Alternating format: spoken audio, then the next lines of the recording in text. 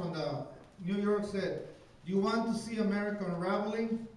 Come to Pruitt's Furniture Store." We had neo-Nazis, we had Minutemen, we had everybody that somehow or another was supporting Sheriff Joe right there. And it showed who really was behind this movement. And what happened from Pruitt's was that we knew that Sheriff Joe was not invincible. Because somebody that's invincible doesn't run away. So what he did after that, he started doing his roaming all over the place. He went and roamed here, roamed there, and started picking up people. In fact, today, Univision called me, and they interviewed Sheriff Joe today, and he said that he's getting ready to do another sweep. So he's not going to stop either. But we're not going to stop. And what we proved in the Wells Fargo was everybody thought we were crazy. They probably still think we are crazy, but at that time they really thought we were crazy. And at Wells Fargo, every day, we were going to be there.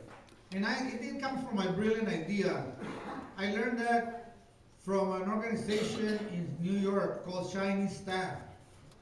And that organization is made up mostly of Chinese migrants or immigrants.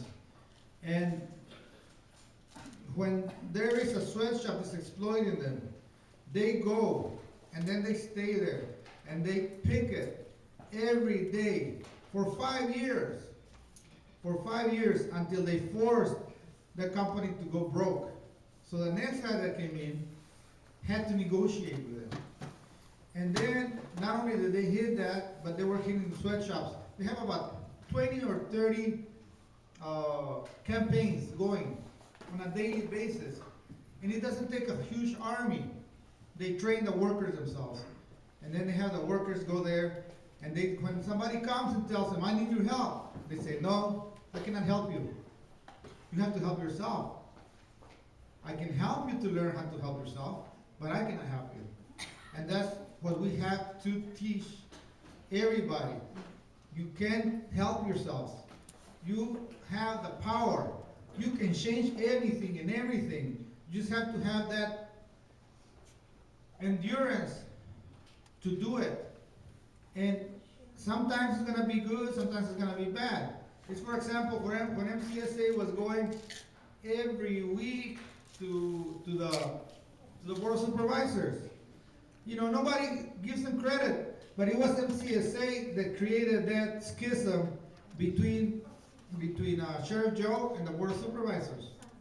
Because Sheriff Joe was seen for what he was, a bully, who we started arresting everybody. And from then on, everything is unraveling. I think Sheriff Joe, I hope I'm right, his days are numbered. His days are numbered.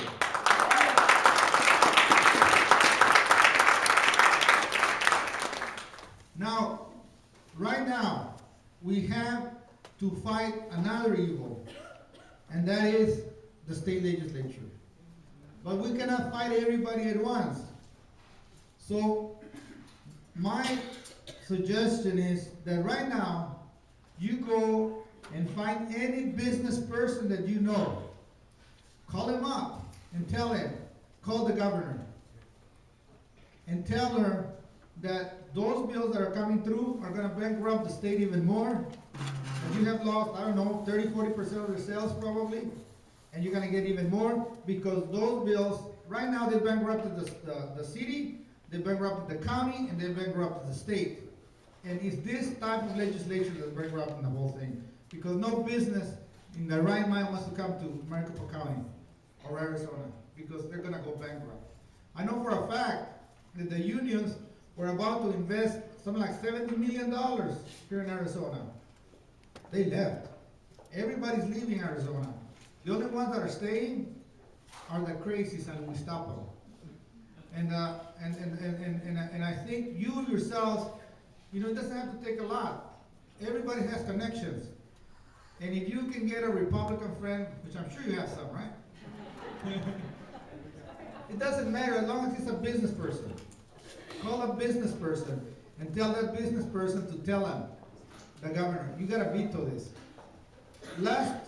time when Janet Napolitano was still governor, she tried to pass this bill that would make every police, like what is on right now, in Arizona, an ICE agent. You know who stopped it? Code Pink, Ladies in Black, whatever your name is. Oh, Women in Black. Arizona. And they actually went and bombarded Janet Napolitano when she was looking for delegates and all of that for the campaign. And then they all raised their little things. Stop. I forget the name of the. But anyways, they bombarded her and they stopped it.